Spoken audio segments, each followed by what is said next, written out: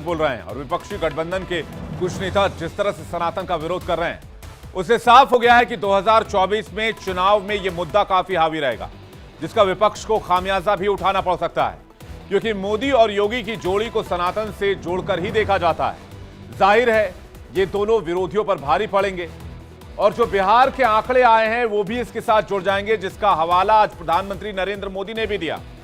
प्रधानमंत्री ने आज साफ तौर पर कहा कि 80% आबादी हिंदुओं की है, तो जिसकी जितनी आबादी उसका उतना हक कांग्रेस कैसे कह रही है। बहरहाल मोदी ने एक और एक्शन लिया है जिसमें ट्रूडो को टेंशन हो गई है। उन्हें समझ नहीं आ रहा है कि अब क्या करें। खालिस्तानी आतंकियों से ट्रूडो का प्रेम उनको भारी पड़ रहा है। ट्रूडो हाय तौबा मचाए बैठे हैं, उन्हें कुछ समझ ही नहीं आ रहा कि अब क्या करें। मोदी ने बड़ा एक्शन लेते हुए ट्रूडो के 40 से ज्यादा राजनयिकों को कहा कि भाई अपने देश वापस लौट जाओ, और सिर्फ इतना ही नहीं, अल्टीमेटम भी दे दिया है कि 10 अक्टूबर के पहले तक बोरिया बिस्तर बांध लीजिए। आपको याद होगा जब आतंकी निर्जर की हत्या हुई थी तो ट्रूडो ने बेबुनियाद आरोप भारत पर मढ़े थे, जिसके बाद से दोनों देशों के रिश्तों में दरार की खबरें शुरू हो गई थी। बाद में ट्रूडो सफाई दे रहे थे कि मैं भारत को उकसाना नहीं चाहता था, लेकिन शायद ट्रूडो भूल गए कि अब गलती हो चुकी है। पहले तो भारत किसी के ऊपर आंख नहीं उठाता है, लेकिन अगर भारत पर कोई आंख उठाता है तो भारत उसे करारा जवाब देना जानता है।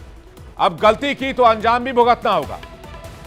भारत सरकार ने कनाडा को निर्देश दिया है, जिसमें कहा है कि कनाडा अपने 41 से ज्यादा राजनयिकों को अपने देश वापस बुला ले।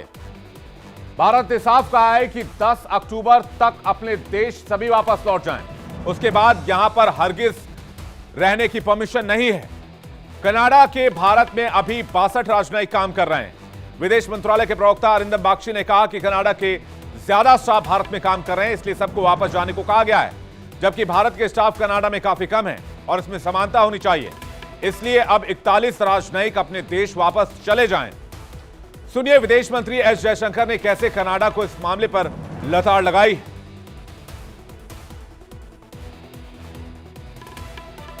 One, we told the Canadians that this is not the government of India's policy.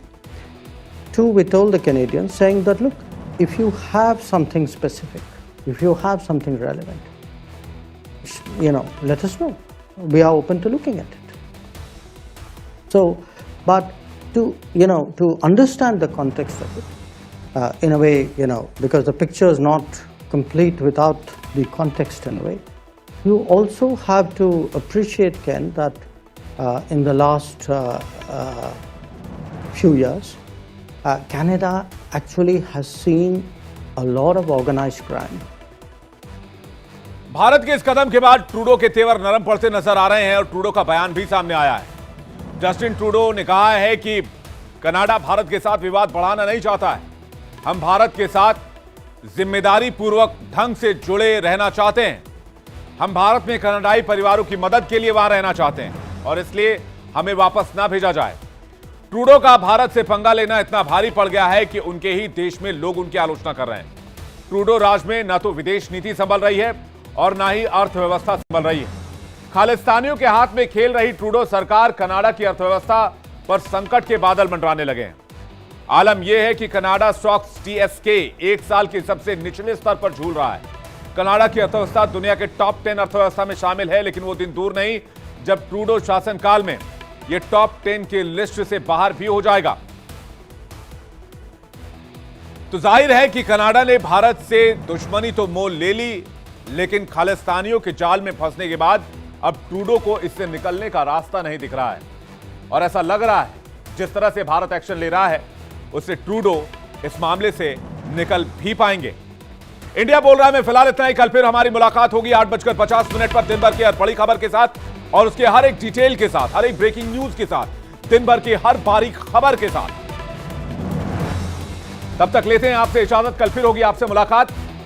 आप देखते रहिए इंडिया डेली लाइव। तमाम ब्रेकिंग न्यूज और अपडेट्स के लिए फौरन लौट